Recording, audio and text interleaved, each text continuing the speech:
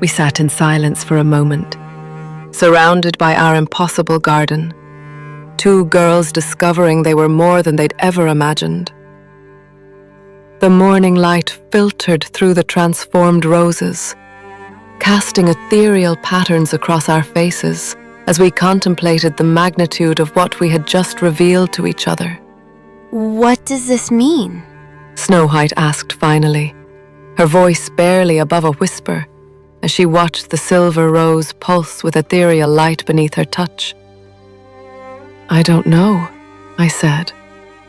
Though even as the words left my lips, I felt the weight of ancient knowledge stirring within me. Fragments of Seraphina's teachings that I had never fully understood until this moment. But I know we can't tell anyone. Not yet. Not even your father? I thought of the woman from Millbrook, a father's cold justice, and his fear of anything he couldn't control. The memory of her kind eyes as the guards led her away still haunted my dreams. Especially not my father. Snow White nodded, understanding passing between us without words. We were bound now by this secret, this gift that made us different, dangerous, powerful. Will you teach me? She asked, her blue eyes reflecting the magical glow of the transformed garden. I don't know how to teach what I barely understand myself. Then we'll learn together. The words hung in the air between us, heavy with promise and possibility. As the sun climbed higher, burning away the morning mist, I realized that everything had changed. The girl beside me was no longer just my father's ward, no longer just the innocent child who'd arrived 10 years ago. She was something else entirely, a mirror of my own hidden nature, a companion in the darkness I was only beginning to explore. But even as I felt the joy of finally having someone who understood, who could share this burden of difference, a shadow of unease crept into my heart. The roses around us were beautiful, yes, but there was something else in their glow, something that whispered of power that could consume as easily as it could create. Morgana? Snow White said softly, her hand still resting on the silver rose. Do you ever feel afraid? Of what can we do? I looked at her, really looked at her, and saw my own fears reflected in her eyes. Every day, I admitted. Sometimes I dream of fire, of people screaming, of everything I touch turning to ash. But it doesn't have to be that way, does it? She asked, her voice carrying a desperate hope. We could use this gift to help people, to heal. Morgana, Snow White said suddenly, her voice tight with concern. Look. I followed her gaze to where she was pointing and felt my blood turn to ice. At the edge of our magical garden, where the transformed roses met the normal plants, a line of withered, blackened stems marked the boundary of our power. Everything we had touched with our magic had bloomed magnificently, but everything just beyond that touch had died. We're taking from them, I whispered, the terrible truth hitting me like a physical blow. Our magic isn't creating life. It's stealing it from everything around us. Snow White's hand flew to her mouth, her eyes wide with horror. But that means every time we use our gifts, something else pays the price, I finished, my voice hollow with realization. We stared at the ring of death surrounding our beautiful garden, and I felt something fundamental shift inside me. The joy of discovery, the hope of using our gifts for good, all of it crumbled in the face of this stark reality. We weren't healers or creators. We were parasites, feeding on the life force of everything around us to fuel our own power. What do we do? Snow White asked, tears beginning to track down her cheeks. I looked at her. This girl I loved more than my own life. This sister who had awakened to magic only to discover its terrible cost, and felt my heart break. But beneath the grief, something else was stirring. Something that whispered that perhaps this was simply the nature of power. Perhaps everything beautiful required sacrifice. Perhaps the strong were meant to take from the weak. We learn to live with it, I said quietly, and even as the words left my lips, I felt a part of my innocence die. We learn to accept that power always has a price. Snow White stared at me, and I saw something change in her expression. A flicker of fear, of recognition that the sister she thought she knew was already beginning to transform into something else. But Morgana, she whispered. If we accept that, what does that make us? I looked around at our beautiful, terrible garden, at the roses that bloomed with stolen life, at the ring of death that marked the boundary of our power, and felt the first seeds of the darkness that would eventually consume me take root in my soul. Survivors, I said simply. It makes us survivors. And as the sun reached its zenith, casting harsh shadows across our magical garden, I made a choice that would echo through the rest of our story. I chose power over innocence. I chose survival over sacrifice. I chose to embrace what I was rather than fight against it. The girl who had once dreamed of using her gifts to heal the world was dying, and in her place, something far more dangerous was being born. Something that would stop at nothing to protect what it loved, no matter the cost to everything else. Snow White was still crying, still staring at the withered plants with horror and grief. But I found that my tears had already dried. The terrible beauty of our garden no longer filled me with guilt.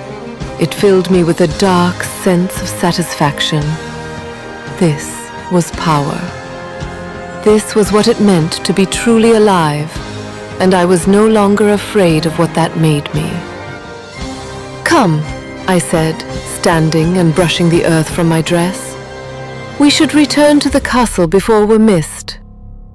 Snow White looked up at me, her eyes still bright with unshed tears. But what about all of this? She gestured to the garden, to the impossible roses and the ring of death that surrounded them. What about it? I asked, my voice steady and cold. Beauty requires sacrifice, Snow White. The sooner you learn that lesson, the easier your life will be. I turned and walked toward the castle, leaving her sitting among the roses we had created and destroyed. Behind me, I heard her soft sob, but I didn't turn back. I couldn't afford to show weakness now, not when I was finally beginning to understand the true nature of power. The turning point had been reached. The girl who had once believed in goodness and light was gone, replaced by someone who understood that survival meant embracing the darkness within. And as I walked through the castle corridors, my head held high and my expression serene, I felt a strange sense of peace settle over me.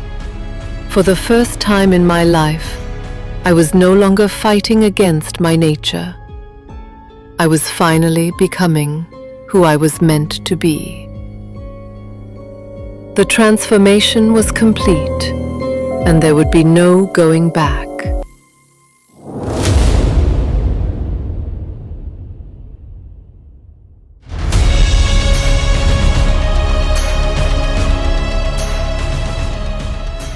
You have all been summoned here because the kingdom stands at a crossroads. The old ways are failing, and we must decide what comes next. The old ways, my dear daughter, served us well for centuries. Your experiments with the people's minds may have brought temporary peace, but at what cost? Look around you. Do you see life in their eyes, or merely the reflection of your own will? At least when I ruled through fear, people felt something real. Your subjects are nothing more than exquisite puppets dancing to your guilt. Enough, Malachar. Morgana, child, I have watched you grow from that frightened girl who sought answers from darkness within. You were so afraid of becoming a monster that you have conjured something far worse, a world without choice. I have been thinking about the stories we tell children. In every tale worth telling, the hero must choose. They must risk everything: loss, pain, failure. That is what makes their triumph meaningful. And if I release them, if I let go of the control that keeps them safe, what guarantee do any of you have that they will not destroy themselves? That they will not choose the suffering I have worked so hard to prevent? There are no guarantees in life, Morgana. That is what makes it life, instead of mere existence. In your lifetime, choose to be selfish. Choose your own freedom, even if others might choose their destruction. I am terrified. I have pondered the stories we tell our children. In every tale worth telling, the hero must make a choice. They must risk everything: loss, pain, failure. That is what makes their triumph meaningful. Morgana, remember what I taught you about the shadow. It is not to be cast out, but to be embraced. You have tried to purge all darkness from the world, but darkness gives meaning to light. I fell in love with a woman who felt everything: joy, sorrow, anger, hope. The woman standing before me now is beautiful and powerful, but she is afraid to feel, and I cannot stand by and watch her deny herself what makes her truly alive. Then, I choose to let them choose. I choose to trust them with their own lives, their own mistakes, their own triumphs. I choose to be human again. Whatever you decide, I will stand with you. But I need you to decide as Morgana. Not as the queen, not as the protector, not as the savior. Just as the woman I fell in love with.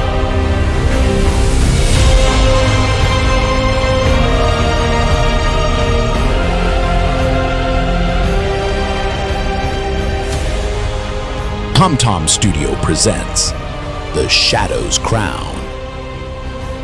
Oh, you thought you knew fairy tales? How precious. Let me guess. You still believe in happily ever after, don't you? That good always triumphs over evil, and everyone gets what they deserve. Well, aren't you just adorable in your blissful ignorance? TomTom'STUDIO is here to lovingly demolish those charming delusions with the Shadow's Crown. Because apparently someone needs to ask the questions Disney was too cowardly to touch. What if the evil queen wasn't born evil? What if she was just inconveniently authentic? Meet Morgana. Oh, you know the type. The gifted child who makes everyone uncomfortable at dinner parties. Born during a 3-day supernatural tantrum because even Mother Nature knew this one was going to be problematic. She's the kind of princess who makes mirrors crack and flowers bloom just to spite the seasons. You know, that friend we all have who's a little too intense for brunch conversations.